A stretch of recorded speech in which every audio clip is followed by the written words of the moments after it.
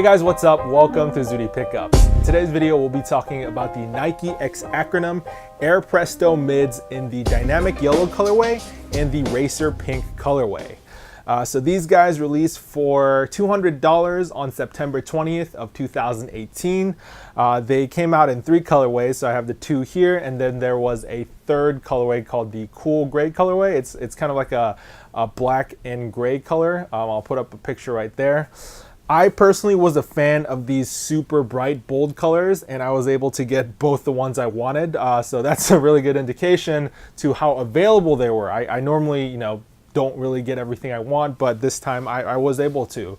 I think if you know where to be at what time, you probably had a very high chance of scoring yourself a pair. And I think that is a great direction for Nike to be going. I definitely like how they had more inventory on this release than some of their more hyped releases in the past. So these shoes, they're the second iteration of the Acronym Air Presto mids that came out originally back in 2016, I want to say. Yeah, about 2 years ago. So that was like a really weird release. There was hype behind those shoes, but it wasn't like anything crazy. And then the shoes came out, and then all of a sudden, like the hype shot through the roof.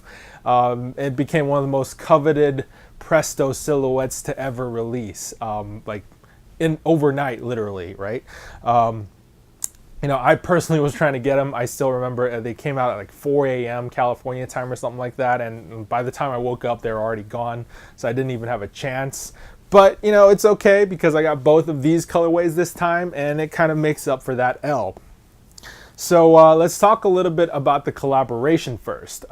So obviously these shoes are a collaboration between Nike and Acronym's Errolson Hugh. Basically what Acronym is known for, if you guys don't already know, they're a techwear apparel company. They make garments that are like extremely technical. So essentially what they make are these hyper utilitarian, like super functional garments. Like everything about their aesthetic is about being functional. So you got these crazy zippers everywhere, straps, hidden pockets, little like magnets for your ear pods, like hidden phone pockets, basically, adding to the wearability and functionality of the garment for whoever wears it. And I think the same kind of design philosophy kind of comes into these the Nike collaborations that he does. So you got all these crazy bells and whistles, but none of them are just there for no reason. Every little bit of detail that he puts into the shoes actually has some sort of functionality as well as adding to the aesthetic. And I think that's one of the reasons why this collaboration was so popular with so many people, because it just looks good and it's functional as well. So yeah, enough about that. Let's start talking about the actual shoe itself. So this is what I'm gonna do. I'm gonna talk about all the features of the shoe first, and then I'm gonna move on and talk about like the difference in between the 2 colorways. So yeah, let's get started on the features first. So starting off with the upper material construction, you have 3 different types of materials on the upper. So you have this front mesh toe box, and then you have the kind of like the loose mesh here on the tongue and the heel area right here. I think Nike calls this 3D mesh. And then on the back, you have this tumbled leather heel section. So yeah, 3 very distinct materials that kind of break up the entire shoe. Let's start talking about the front of the shoe first. So obviously on the toe box, you have the embroidered swoosh and the TPU toe cap. The swoosh and the toe cap exists on a regular Presto, but the thing that the regular Prestos don't really have is this crazy printing that all the Acronym Prestos have. So that adds a little bit of extra flair. Another thing that the regular Prestos don't have are these fuse panels on the lateral and medial side. So you can see you have these geometric fuse panels on either side, and basically what these are supposed to do, they're supposed to essentially add durability to these parts of the shoe, because it's a high wear area. It flexes right there, and you kind of rub against a lot of stuff right there. So this is an area that tends to blow out a lot on a lot of shoes, so Acronym decided to reinforce it with this kind of like cool geometric shape. So it definitely looks cool and adds a little bit of functionality. So one thing that they added on the second iteration of these Prestos, I hear, is this little coin-shaped fuse panel right here under the cage. Apparently there was some rubbing on the cage that caused the mesh to kind of wear out right there. So they added this little circle here to prevent that. It is curious though, on the other side they didn't add it, so I guess the abrasion was only happening on this side. I mean, I personally don't know because I didn't have the previous pairs, but yeah, I did think that was pretty curious. So moving up the shoe, you kind of have this seam taping that kind of connects the regular mesh to the 3D mesh. The seam taping has repeating Acronym branding on it, as well as like little Presto Corporation logos. This once again adds a little bit of functionality, as well as adding to the aesthetic. The normal Prestos have exposed stitching lines right here connecting the two materials. And normally in functional apparel, exposed stitching is never good because it can get caught on stuff. The threads could become loose. It's another way for water to get in and other stuff to get in. So covering up that stitch with this taping definitely helps with the functionality and also adds to the hyper utilitarian look. Moving up the 3D mesh, you can see that at the very top of the tongue you have a little pull tab right here. This pull tab is supposed to be used in conjunction with the pull tab on the heel right here to kind of help you pull the shoe onto your foot like so. So moving to the back of the shoe, you have this crazy double zipper entry system back here. I would say this is like the highlight of the design of the shoe. The two zippers are connected by this this paracord cable that snaps onto the heel of the shoe right there. So you can unsnap it and snap it. And essentially you can operate both zippers with this this pull tab right here that the zippers are connected to. However, you can't really open it with this pull tab because the zippers kind of open outwards like so. So it's like mechanically it is impossible.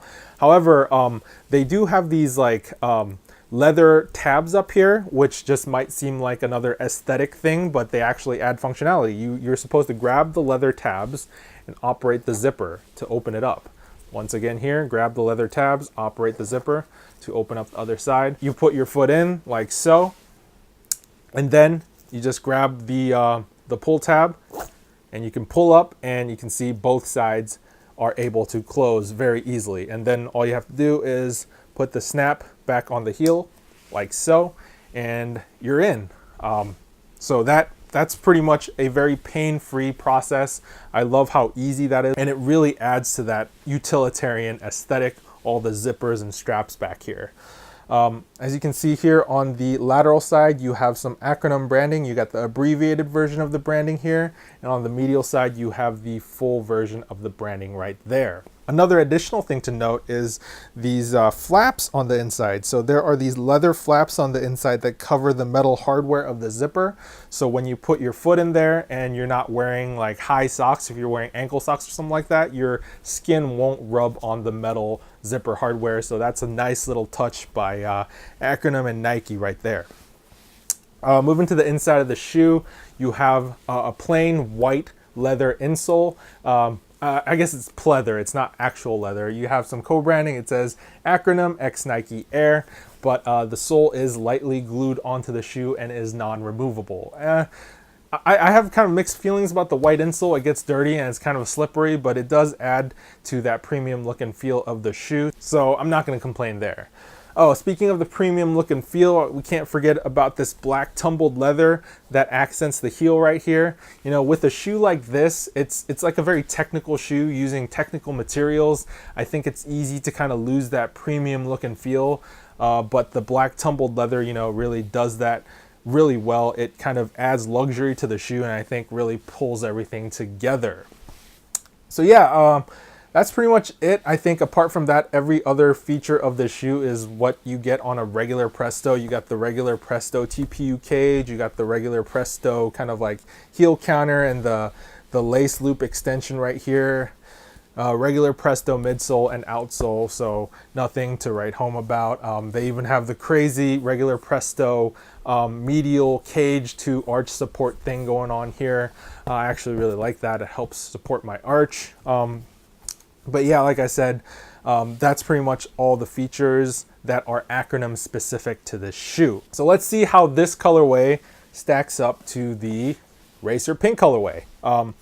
So obviously on the Racer Pink, you have different color blocking. You have the pink, volt, and blue colorway here.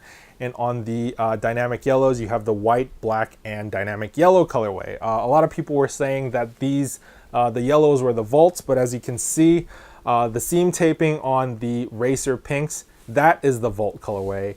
And this is the dynamic yellow colorway. You can see that there's a slight difference. The volt colorway is a little more greener, kind of like more of a lime color. So yeah, there is a slight difference there. Apart from that, the patterns are kind of totally different on the two. As you can see, the Racer Pink colorway has this all over print on the heel, on the cage, and on the toe box. It's kind of like an arrowhead shape, kind of to represent the A in Acronym. It's essentially the exact same pattern that they used on the Vapor Max Mach 2s a couple of months ago. So, you know, it's kind of cool that they're keeping that consistent. And on the dynamic yellows, you can see that they only use the print on the heel counter and the toe box, and the print is a lot smaller and it's different. It's the little repeating Presto Corporation logos. I don't know how I feel about this because it's just like, I don't know, it's just from afar I think the pattern is just too small to be recognized and just kind of looks like a composition notebook to me. So yeah, I much prefer the pattern on the Racer Pinks in this case. Finally, the last difference in color in between the two models is that the midsole and outsole colors are reversed. So you got the white midsole and black outsole on the Racer Pinks, and you got the black midsole and white outsole on the dynamic yellows. So yeah, that's pretty much all the differences. While we're at it and talking about the little patterns, let's talk about build quality real quick. So build quality is actually kind of poor, to be honest, especially on the dynamic yellows here. You can see that on the toe cap where they have the multiple repeating Presto Corporation logos. Some of these logos just come chipped off out of the box. There's some tearing, some wrinkling. The print quality on the toe box especially has been pretty poor for me. Also, there's been a lot of kind of like glue stains along the bottom of the shoe where the outsole meets the midsole here. Also, my Racer Pinks had some loose threads hanging off the seam taping everywhere. I had to cut those off and singe them off. It's, you know, I mean, for like a $200 shoe, I don't think you should have that kind of issue, but I understand this is a complicated shoe to put together and Nike was trying to make a ton of them. So maybe some quality control issues were overlooked. But yeah, enough of that. Let's talk about fit and comfort. So I'm a size 13.5. I'm in between a size 13 and a 14. Some brands I wear 14, some brands I wear 13. I wasn't exactly sure what size to get with these, so I got both. The dynamic yellows are a 13 and the Racer Pinks are a 14. And I gotta say, the 13s fit a little better. This is due to the stretchiness of the upper. So this mesh material that the upper is consisted of, it's super stretchy. It's like as stretchy as like Prime Knit or Fly Knit or whatever. It's essentially like a sock-like upper. So, you know, I have a pretty wide foot, and when it goes in there, the upper just expands and really accommodates my foot really well, and it doesn't like constrict it or squish it or anything like that. It just fits exactly like it should, and it feels like I almost don't have anything on there. So in terms of length too, 13 is perfect. It's just everything just fits exactly like it's supposed to. Now that's not saying the 14 is too large. There's a little bit of wiggle room here in the toe with the size 14, but my personal preference in this matter is that I like the more sock-like form-fitting feeling of the size 13. So my recommendation is to go true to size, and if you're like in between sizes, kind of go down to the lower size, and I think you'd be pretty happy. But you know, due to the sock-like nature of the Presto, you know, these are extremely forgiving, so I think, you know, in a pinch you'll be fine either way. So let's talk about the comfort. Comfort is actually not bad. Considering what this is essentially a Phylon midsole and a air unit in the heel. There's not much going on here in terms of cushioning technology. This is old stuff. You know, it's not like going to be as comfortable as Boost or React or Zoom X or, you know, Vapor Max or anything like that. But it does a surprisingly good job of keeping you comfortable. That coupled with the extremely soft and stretchy upper, and the easy entry and the airiness of this 3D foam, like the overall wearing experience of this, I'd say it's actually pretty good. I'd give it a solid like 7.5 out of 10. I'm taking some points off obviously because the Phylon does get a little uncomfortable if you wear it like all day. So I've already worn this a couple of times, and towards the end of the day your foot starts to feel it a little bit.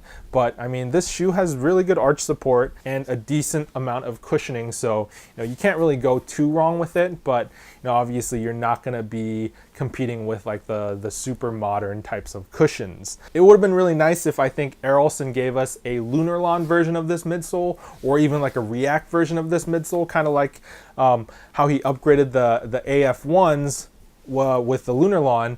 But we didn't get any upgrades like that this time around. Hey, maybe next time we'll get some sort of cushioning type of functionality upgrade. So yeah, I stick with my 7.5 out of 10 comfort, which is not bad. So finally, let's move on to our last talking point, and that is wearability and applicability in fits. A lot of people, when these shoes first came out, saw these and said, these are hideous, these are crazy shoes, you're not going to be able to wear this with anything.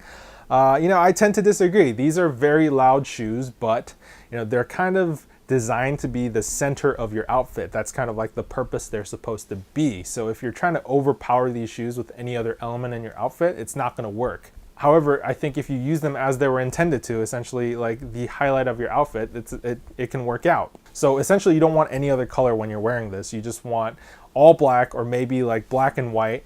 You want kind of like a super techie, techwear type, Acronym type outfit. You want some tapered black pants. You don't want pants that are too wide either. You kind of want some stacking right above here on the ankle area. But as long as you keep your pants and top monochromatic or primarily black, I think the pop of color from these shoes would really work well. Maybe you can even add a small accessory like a hat or like a crossbody sling that is one of these colors, like the dynamic yellow or the pink or the blue or something like that, to kind of tie the entire outfit together. But as long as you keep your primary items black or white, I think you'd be totally fine pulling these off in an outfit. They'd look great, honestly. The only thing you shouldn't do is just kind of like wear these with regular street clothes like jeans and a hoodie. That would be a big no-no.